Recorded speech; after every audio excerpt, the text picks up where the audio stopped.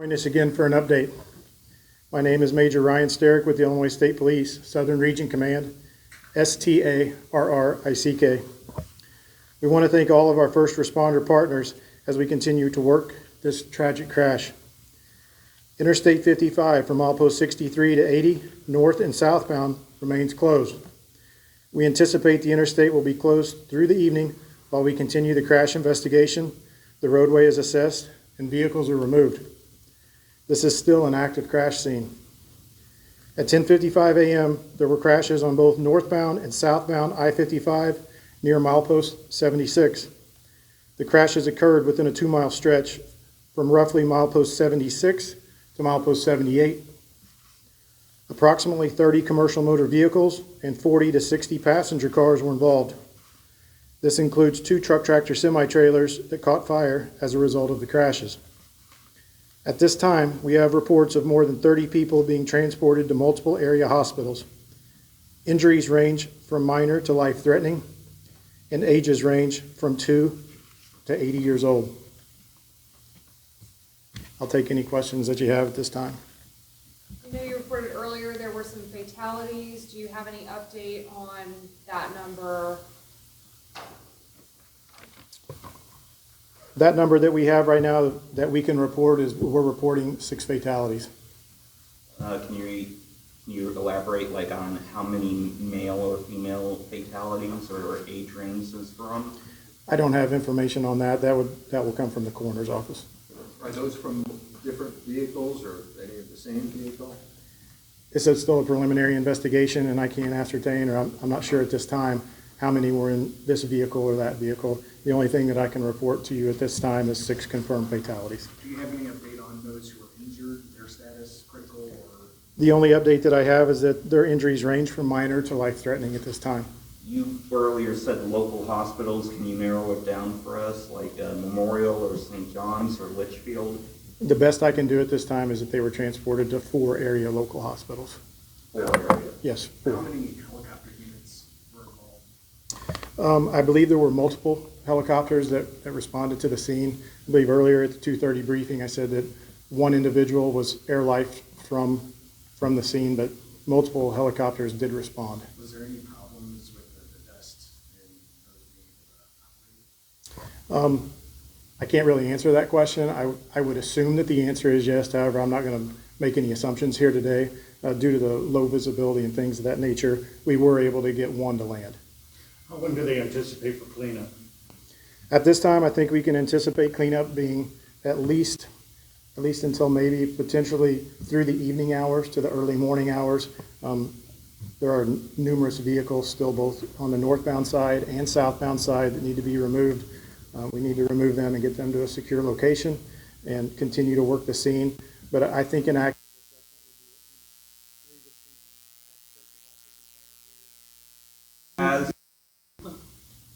Could you introduce these people to me? I'll let these individuals introduce themselves. Go ahead, sir. Mike Webb, Farmersville Wagner Fire Chief. Casey Cantor, EMA. Kevin Schott, Director of Montgomery County EMA. Jimmy Mays, Deputy Chief for Divernon Fire. You folks all on scene? You all out on the scene today? Yes. How y'all doing?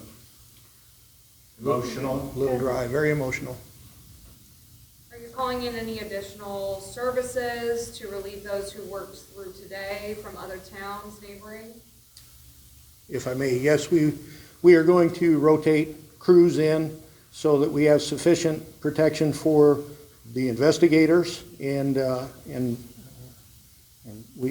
overwhelming goal at this point is to keep everybody else safe. Has there been any injury to first responders because of the dust? None that's been reported. Our eyes are full of it, but we're not aware of any injuries to responders. Was there a hazmat unit that responded, and what's the status of that situation? Yes, sir. Go ahead. We did bring the Montgomery County hazmat team down as a precaution, simply because initially we had no idea what may be involved in this accident, and we wanted to make sure that we were prepared for anything once we started to get into the situation. How difficult is this for the first responders and everybody on the scene here to proactively help people, but also stay safe? This is a difficult scene, something that is very hard to train for, something that we really haven't experienced locally. And, we're very fortunate, speaking from Montgomery County, and I know from Sangamon County, we're very fortunate to have the quality of responders that we have, both all police, fire, and EMS responders. We have a very professional force. We're very fortunate in that situation. We work cohesively as a team, and in that way we keep each other safe. How many Could you say and responders spell are your there? first and last name, you, sir? You were the best. Could you say and spell Sure. Kevin Schott, the last name's Schott, Director of Montgomery County EMA. And can you say what the biggest challenge for you guys?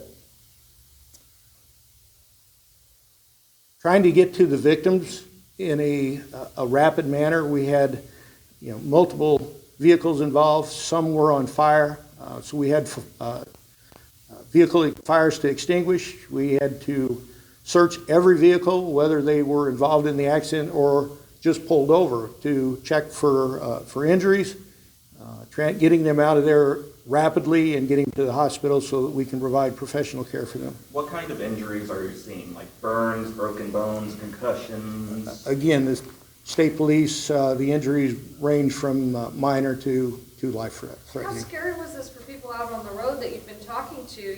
Just all of a sudden this kind of happened, right? It seems that it was very rapid.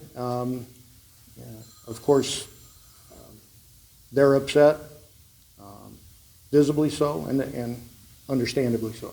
What more can you tell us about the agencies that responded on scene to? I don't have that information at this time. We had several fire departments, several ambulance companies, the helicopters.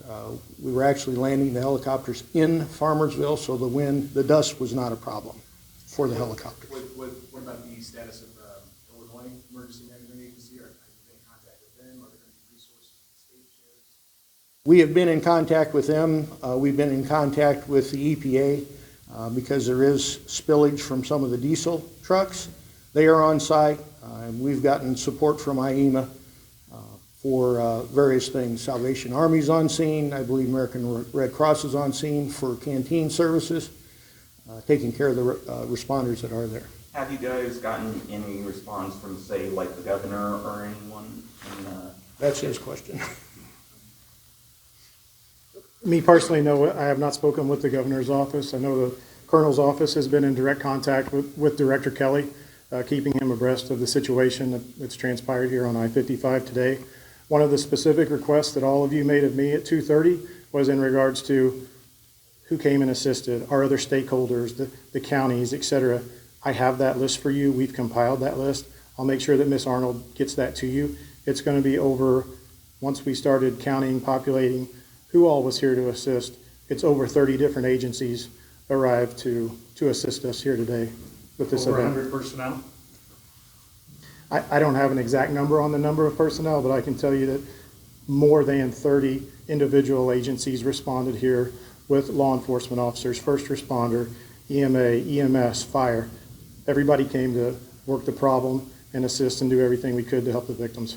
What are your best tips for somebody who may still be experiencing some of this dust? If they can't obviously be on I-55 in this stretch, but, if they're on a country road, et cetera. Sure, this particular situation will be similar to a whiteout condition that you would experience in snow or adverse winter weather driving. So we would immediately request that those individuals, if they encounter this event like you're talking, put their hazard lights on for sure. Do the best that they can to navigate the scene. If they can see further up ahead down the roadway that there's a wall of dust, or whether it be dust, snow, whatever the adverse condition would be, that they exit and take an alternate route to try to exit around or find a better route to get through the issue. If they find themselves immediately trapped in a situation like this, our first thing that we would like to see them do is to throw those hazard lights on to alert other motorists to them in the area. For families who are wondering about maybe some people they haven't been able to get in touch with, where do they need to go? So what we've provided here with this particular information, this is all the information that we have as far as the fatalities and things like that. All of that information will be forthcoming from the coroner's office. Our reunification points that we had one on the northbound side of the event and then on the southbound side, troopers and county deputies, they're working that to get those people reunified. I believe we're getting near the point to being able to put those people with their loved ones and with the right individuals, but the fatality information will come from the coroner. What do you have to say to their families at this time? My heart goes out to the families. My heart goes out to anybody that found themselves involved in this particular situation. It sounds like due to the low visibility, the high winds, everything just came together, unfortunately, in this particular stretch of I-55, and my heart goes out to them. Are there any tactics, are there any tactics you guys can use to get the dust down in situations like this, like hoses or something to assist? We've discussed a variety of different things at the command level, but at this time, we spoke with the National Weather Service, and we feel that we have the specific area locked down, if you will, from milepost 63 to the 80. National Weather Service indicates that the winds should subside and get to a better point at 7:30, 8 o'clock tonight is what we're being advised. So as far as specific tactics, none that I'm aware of, other than we have the roadway secured now. We have it locked down to where no one else can enter the low visibility area, and we're hopeful that the winds will subside between 7:30 and 8. And all the fires are out now? I believe so, yes. Yes. We're going to maintain fire engines, firefighters out there while they get these vehicles off the roadway as rapidly as they can in case there is another hot spot. But yes, the fires are extinguished at this time. What's the biggest concern right now for ISP and the other agencies? The biggest concern right now for ISP is recovery of the vehicles from the roadway and continuing to work the crash investigation. We have many days ahead of us for our traffic crash reconstruction unit to process the scene, to work the scene, to get all of the vehicles removed. So that's our main priority right now, is to recover the vehicles, have IDOT assess the roadway to make sure that the roadway is safe so we can open up I-55 to get motorists back on their way. But our biggest concern right now is just doing what we can as safe as possible to mitigate the area and to remove those vehicles. Do you have a specific count of the vehicles yet, or is it still? The specific count, it's going to range from those numbers that I gave earlier. Basically, from the numbers that I was able to provide that I was looking here on the sheet, 30 commercial motor vehicles and 40 to 60 passenger cars. I'm hopeful at some point in time we will be able to give you an exact number, but those cars are all still being removed from the roadway, so I don't have a specific number at this time. Do you know the genesis of this again? Can you kind of characterize that? Was it somebody still in the field, just real dry conditions, real windy conditions, or was it just wind picking up dry fields? So our preliminary investigation reveals from what we're seeing at the scene at 10:55 was excessive winds in dry fields. That's all I can speak to at this time. Where the vehicles are being taken? They're being relocated to a location off of I-55 to where we're going to keep them secure, so safe and secure. Is there a lot of burnt out vehicles? I saw one photo that were next to the cement truck. I have not been to the scene. I can't estimate how many vehicles are burned or not burned. The answer to your question is, are there burned vehicles? The answer is yes, but I'm not going to speculate as to how many there are. We'd all love to get out there and take some pictures. Any chance that you could provide us with anything, any graphics or I think, out there? but before I leave this building, myself and Ms. Arnold let us confer. We'll talk about a few things and then I'll come back in here once the briefing is over and we'll talk about it. But I won't leave until we have an answer for your question. How's that sound?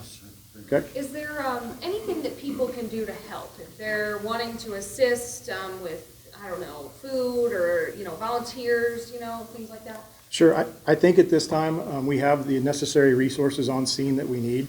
I know there have been some individuals that provided some water, some Gatorade, some things like that to the command post. It's thoroughly appreciated. We very much appreciate it. But I think at this time, moving forward from where we're at this stage of the event, I think we're good for now. Thank you. Okay, thank you. I did see a local member of law enforcement spraying out one of their filters with a hose. How much dust is getting into all the equipment? And what's that? It'll be excessive. Obviously, the visibility in the area at the time of the crash and the first responders that responded there was virtually zero. You know, it's obviously different than what it would be for a winter weather event. This was dust, dirt, the things that, I haven't seen the footage that you're talking about, but it'll be an extensive cleanup for some of the gear, and I can let Chief talk about what fire would have to do to mitigate that. Yeah, we've got our work cut out for us. All the air filters are going to have to be cleaned. Even though the doors have been shut on our apparatus, this is a very fine dust, a very strong wind, and all of our compartments are full of dust. We got a little bit of cleanup to do ahead of us. Are there any other questions before we conclude the media briefing? Any more updates tonight? No, there will be this will be the last briefing for the day. No more updates. No more in-person updates. The official updates will come from Melanie Arnold from ISP across our social media platforms or email, but this will be the last formal press briefing. Thank you. Thank you. Thank you, sir. Let Melanie and I confer, and then we'll get back with you in regards to seeing what we can do Yes. about some footage. Yeah. Thank you. Maybe an escort